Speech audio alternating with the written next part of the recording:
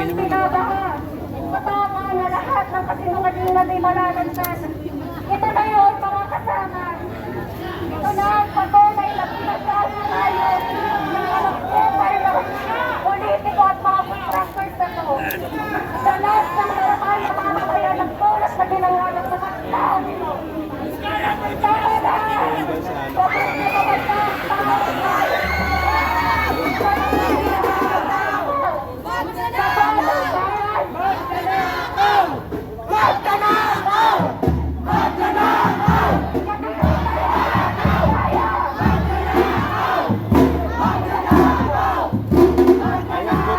Shout out. Mga kasama na kasanya pa! Magnanakaw! Magnanakaw! Magnanakaw! Magnanakaw! Para mapinahimiyakan yung mensahe mo! Narito ang Vice President na si Rafaela David!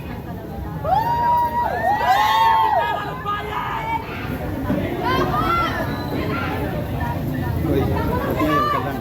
Kanina ka ba? Doon ako sa office kanina, nakaparking na ako, yun naman ko ulit yung motor. Tinawagan kita, tinawagan. Hindi ko nakawagin. Kasi hindi nga ako nag-live kasi inantay ko kayo. Kasi alis na ako. Pagdating ko doon, nakausap ko yung mga kasi. Okay lang nagsalita. Tapos, sabi may permit sila hanggang alas 11. Ayan! Ang dami kasi doon sa iglesia eh. Kumusta na kasama? Bumalik ako. Kaya tingnan mo, walang mabilisan, walang purpose. Nakangawit pala ganito. Buti naghahabol ka. Total doon, alas 11 pa naman yun. Baka alas 12 pa yun. Ano daw yung sagot ng boss natin? Ayan, mga kababayan, mega love sa Ayan guys, maraming salamat na yung mga bago pa lang dyan sa ating channel. Huwag kalimutang mag-like, mag-share at mag-subscribe para alam po nila kung ano yung mga kaganapan dito sa residente ni Diskaya, kung sana sinugod po ng napakaraming mga realista mula sa Akbayan, Diskaya. Wala pong lugar. Ayan, shout out po sa ating 500 mahigit. Ang mga multo, hindi po ba? At lalong bawal ang mga magnanakaw. So guys, Ang mga ito po, ghost projects dapat po ito po ang gamit po i-exercise nila. natin yan. Tayo po yung nasa At alam gitna. natin yung mga kurakot dapat pinapanagot. Pero alam niyo ba mga Hanggang kasama, doon, no? ang mga diskaya at mga kontraktor na yan, tip of the iceberg lang. Sa totoo Ayan, lang, shout out sa lahat, kung ang ha. Nandito proyekto tayo ngayon. 100%, ang nakukuha Ayan, nila, kung saan 10%, 15%. nagkatulakan na dahil sa dami ng Yung mga tao. politiko kaya natin, yung sa kanila mas malaki pa po, problem. Nag-20, 40%. Kaya hindi po pwedeng magigil tayo kay Diskaya lang o sa mga kontraktor. Alam natin sino ang kumita, saan napunta ang pera. Ayan po, doon po sa kabilang building po, may mga sumisilip din po doon. Sa No? mga kurakot, kailangan nating siguraduhin hindi na lang Ayan si mawawala Fruit or para Lies. ang mga pera. Halika na. Kasi, di ba, nagkaroon ng travel lookout kasi baka tumakas na ng bansa yung mga kurakot. Papayagan ba natin sila makatakas? Hindi. At lalong hindi natin hahayaan na yung pera natin baka ilipat na nila sa ibang bansa. Papayagan ba natin yun? Hindi! Dahil yung pera na yun ay kanino? Atin po ang pera na yan. Kaya hindi po tayo papayag at lalong hindi natin tatanggapin na makakatakas sila at maitatakas nila ang pera natin. Kaya, ano uli yung sigaw natin ngayong umaga? Kadiring kurakot! Supoy panagutin! Kadiring kurakot! Supoy panagutin! Mabuhay po tayong mga mamamayan, patuloy po tayong magmamasid. Hindi po tayo titigil sa mapayapang paraan magsasama-sama para panagutin lahat ng nagdakaw sa kaban ng bayan. Mabuhay po kayo! Mga kasama! Sabay-sabay tayo mag-ingay! Pagkakuntuhin natin na malaking makarina! Lumapit tayo!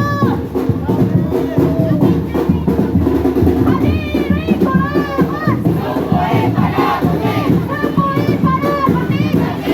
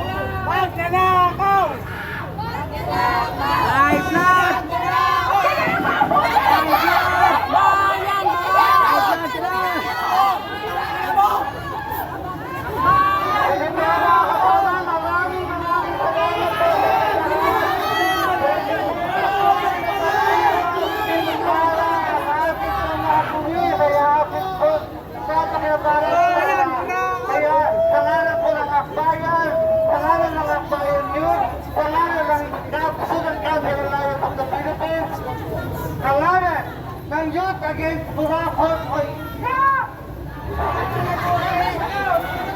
Diba? Ang director, ibang director sa Manila, kami si Manila. Alam nyo, sa Manila, 5 proyekto ng Biskaya ang hindi binayaran ng buwis ng Biskaya.